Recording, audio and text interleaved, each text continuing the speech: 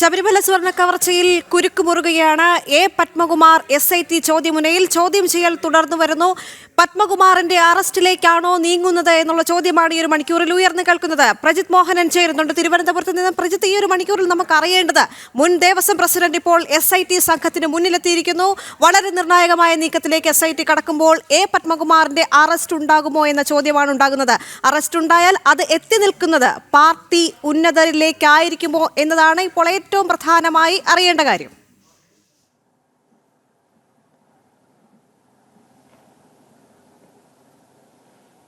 പത്മകുമാറിന്റെ അറസ്റ്റിനുള്ള എല്ലാ സാധ്യതകളും കാണുന്നുണ്ട്. പ്രത്യേകിച്ച് ഒന്ന്, ഈ 2019 മിനിറ്റ്സ് രേഖകൾ നേരത്തെ പ്രത്യേക അന്വേഷണ സംഘത്തിന് ലഭിച്ചിരുന്നു. ഈ മിനിറ്റ്സ് രേഖകളിൽ ഈ സ്വർണ്ണപ്പാളികൾ ചെമ്പാക്കി കൊണ്ടുപോകാനുള്ള അല്ലെങ്കിൽ ചെമ്പെന്ന് രേഖപ്പെടുത്തി പുറത്തേക്ക് കൊണ്ടുപോകാനുള്ള തീരുമാനത്തിന് പിന്നിൽ അന്നത്തെ ദേവസ്വം ബോർഡാണ് എന്നുള്ള കാര്യത്തിൽ ഒരു വ്യക്തത വന്നിട്ടുണ്ട്.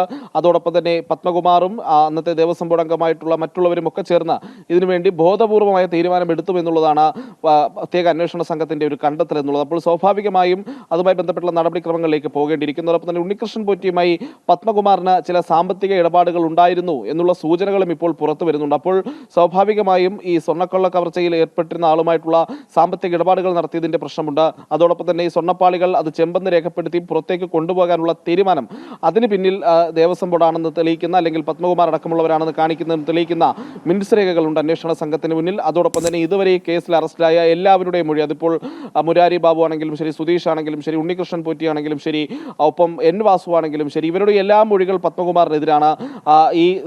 ഈ സ്വർണ്ണപ്പാളി കവർച്ച കേസിൽ പത്മകുമാറിന് നിർണായക പങ്കുണ്ട് എന്നുള്ളൊരു തെളിയിക്കുന്നതിലേക്ക് അല്ലെങ്കിൽ തെളിയിക്കുന്ന രീതിയിലുള്ള മൊഴികളാണ് ഇവരുടെ എല്ലാമായി വന്നിരിക്കുന്നത്. അതോടൊപ്പം തന്നെ മറ്റു ഉദ്യോഗസ്ഥരുടെയും മൊഴികൾ ദേവസ്വം ബോർഡ് എടുത്തിരുന്നു, പ്രത്യേക അന്വേഷണ സംഘം എടുത്തിരുന്നു. അവരും കൃത്യമായി ഈ പറയുന്ന രീതിയിൽ ഉണ്ണികൃഷ്ണൻ പോറ്റിക്ക് എങ്ങനെയാണ് ശബരിമലയിൽ പ്രത്യേക സൗകര്യങ്ങളും സംവിധാനങ്ങളും എ പത്മകുമാർ ഒരുക്കി നൽകിയിരുന്നു എന്നുള്ള കാര്യം വ്യക്തമായ മൊഴിയായി അന്വേഷണ സംഘത്തിന് മുന്നിൽ ലഭിച്ചിട്ടുണ്ട്. അങ്ങനെ വിവിധ രേഖകൾ, വിവിധ സാക്ഷിമൊഴികൾ എന്നിവയെല്ലാം പത്മകുമാറിനെതിരാണ്. അപ്പോൾ സ്വാഭാവികമായും പത്മകുമാറും ഉണ്ണികൃഷ്ണൻ പോറ്റിയും ഒക്കെ ചേർന്ന് ഒരു സാമ്പത്തിക നേട്ടം ഉണ്ടാക്കിയിട്ടുണ്ട് എന്നുള്ള ഒരു അനുമാനത്തിലേക്കാണ് കാര്യങ്ങൾ പോകുന്നത് എന്നുള്ളതാണ് നമ്മളുടെ ഒരു വിലയിരുത്തൽ. അല്ലെങ്കിൽ അങ്ങനെയുള്ള വിവരങ്ങളാണ് നമുക്ക് ഈ ഘട്ടത്തിൽ ലഭ്യമാകുന്നത്. അപ്പോൾ സ്വാഭാവികമായും പത്മകുമാറിനെ അറസ്റ്റ് ചെയ്യേണ്ട ഒരു ഘട്ടത്തിലേക്ക് കാര്യങ്ങൾ നീങ്ങുകയാണ് എന്നുള്ളത് തന്നെയാണ് വിലയിരുത്തൽ. പക്ഷെ അത് അന്വേഷണ സംഘത്തിന്റെ തീരുമാനമായിരിക്കാം. ഒരു പക്ഷേ ഇന്ന് ചോദ്യം ചെയ്തത് വിട്ടയച്ചതിന് ശേഷം വീണ്ടും ചോദ്യം ചെയ്യാൻ വിളിച്ചു വരുത്തുകയും തുടർ ചോദ്യം ചെയ്യലുകൾക്കൊടുവിൽ അറസ്റ്റ് രേഖപ്പെടുത്തുന്ന രീതിയിലേക്ക് കാര്യങ്ങൾ പോകുകയും ആയിരിക്കാം.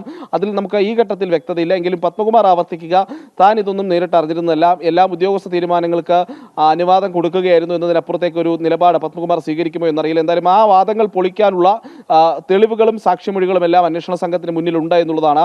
പത്മകുമാറിനെതിരെയായ ഒരു അറസ്റ്റിലേക്ക് നീങ്ങാനുള്ള എല്ലാ സാഹചര്യവും അവിടെ നിലനിൽക്കുന്നത്. അപ്പോഴും ഏറ്റവും പ്രധാനപ്പെട്ട വിഷയം തദ്ദേശ തെരഞ്ഞെടുപ്പാണ്. CPMന്റെ പ്രധാനപ്പെട്ട ഒരു നേതാവാണ്.